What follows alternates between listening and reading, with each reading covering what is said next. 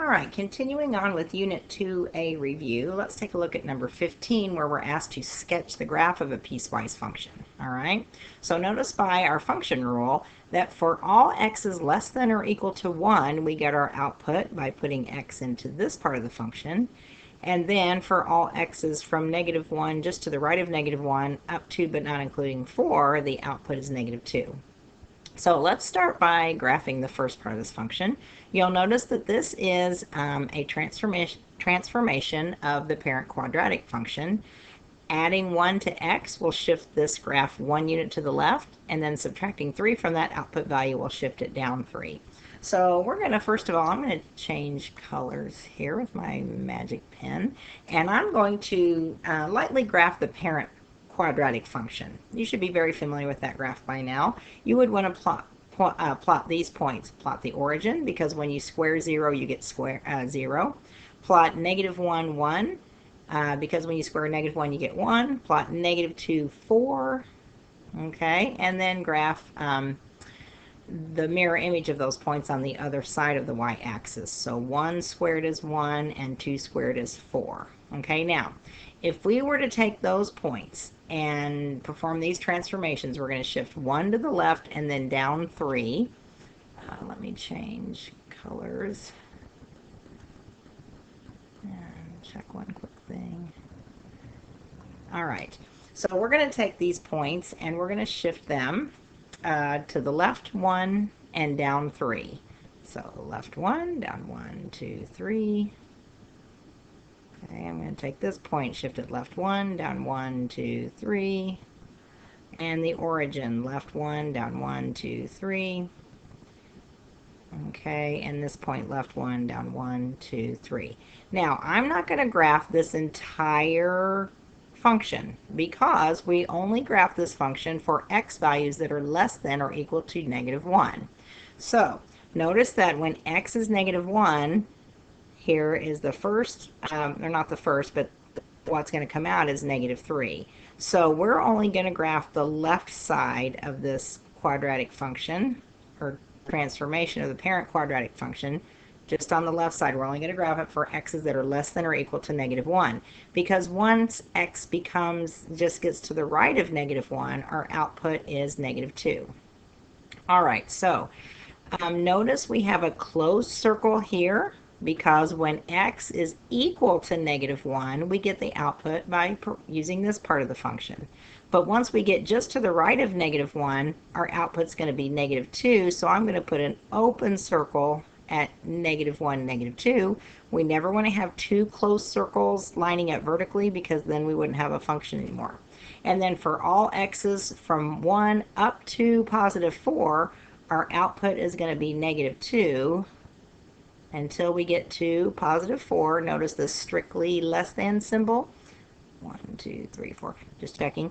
We want to put an open circle there. All right, so graphing a piecewise function. Number 16, we have the graph of a piecewise function, and we're asked to find its domain and range. Notice the directions do not tell you whether to write your answer in interval notation or set notation, so you choose whichever you want. Both ways will be correct. I'm going to write it both ways just so you can check. So the domain of this function. So looking at this function from left to right, there is a leftmost point, and the x value at that leftmost point is -5. So our domain values begin at -5 and continue until this rightmost point where the x value is +4. Now, notice this open circle on the left end, so I'm going to put a curvy bracket on the left. On the right, I have a closed circle, so I'm going to put a square bracket. Now, that's interval notation. You can stop there if you want, but if you would want to write this in set notation, we would say the set of all, these are domain values, so the set of all x, such that we want to talk about the x's that fall between -5 and 4. So we'll write it at compound inequality. We'll say -5 is strictly less than x. Remember the open circle?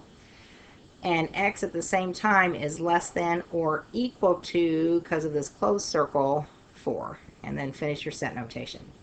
All right, the range of this function. Look at the graph from bottom to top. There is a bottommost point. All these points at the bottom have a y value of -4.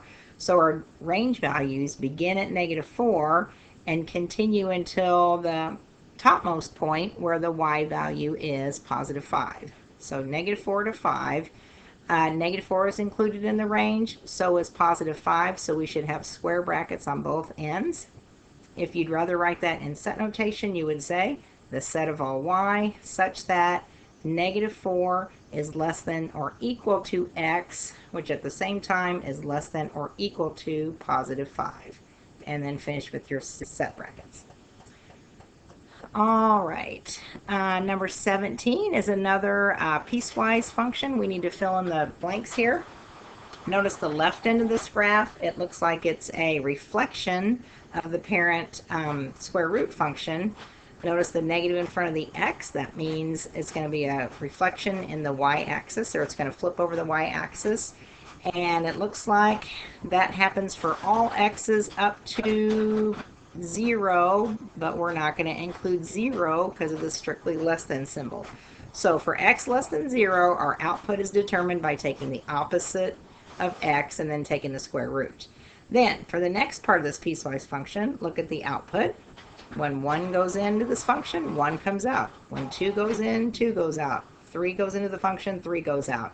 So that means the input is the same as the output. You'll notice this is part of the parent linear function. So f of x equals x for all x's beginning with 0 and up to 3. So 0 less than or equal to x. We have the equal sign here because it was not included at the top part. And then up to 3.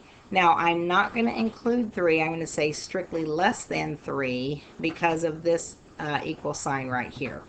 Okay, and then the next part of the graph, first of all, there's a typo in this. If you would please change this 4, that should have been 3. Sorry about that typo.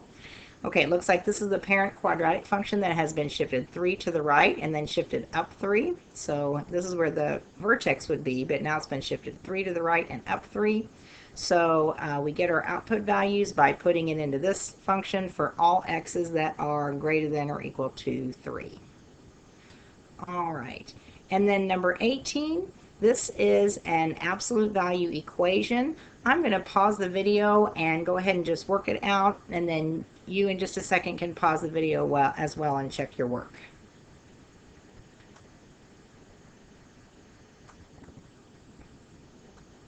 All right, so we've gotten pretty good at solving absolute value equations. So I didn't explain it step by step, but here's the work. You can check your answers, and if you have a question about it still, be sure and ask me in class tomorrow.